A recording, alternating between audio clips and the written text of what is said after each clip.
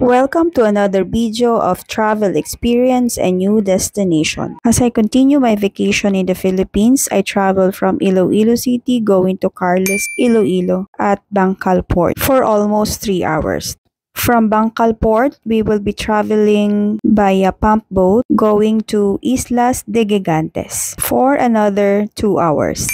Bangkal Port, papunta sa Gigantes Island. Meron siyang kainan, sarado. So, ito yung ganyan lang siya kaliit. Yan. So, ito yung ticketing office, tourism information. Ayan, dyan sa loob. Na ito yung mga sasakyan mong bangka. Late na kami dumating, so hindi na namin ma-avail yung per pax. So, baka magre-rent kami ng boat. Magtatanong lang yung kasama ko. Tingnan ko kung magkano yung ibibigay sa amin na boat. Ako, manamon sa kyan. Abel nga pa kami. Yes, ma'am. About 424 person ang inyong nasakyan nga bangka. Okay. Na maliban sa 7,000 nga bangka naman, ma'am. Diri sa port, may environmental fee, diri na bayaran, 75 pesos per head.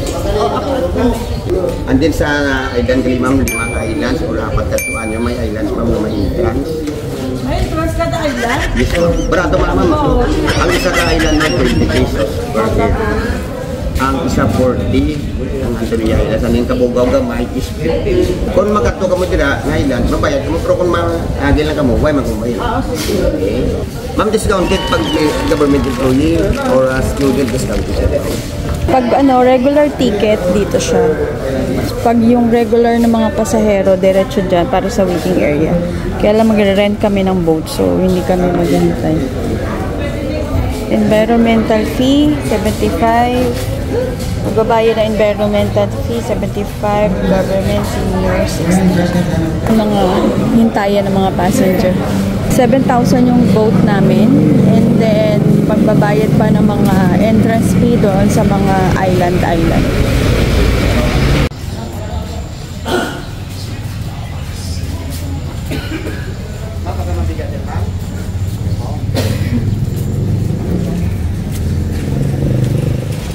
So, pupunta na kami sa aming bangka.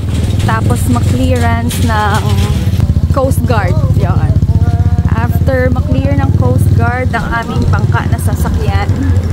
So, sasakay kaming apat. Apat lang kaming passenger.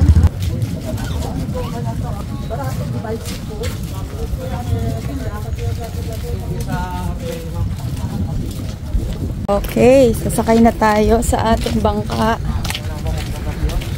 Bakit nakita niyang lula yun? Sabi naman, pagtapos mong duwa niya. Una na ito sa sa'yo mo. Ano ba ito? Salamat po.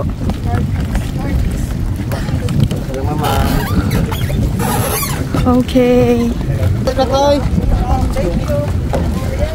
Dito lang tanong mo ate. Dun pa pala sa dulo.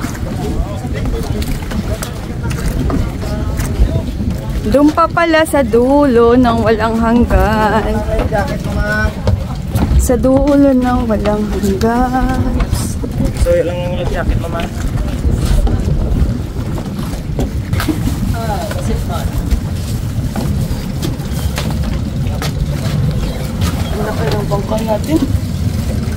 That's all so far. Watch for the next video of all the islands that we visited in Islas de Gigantes.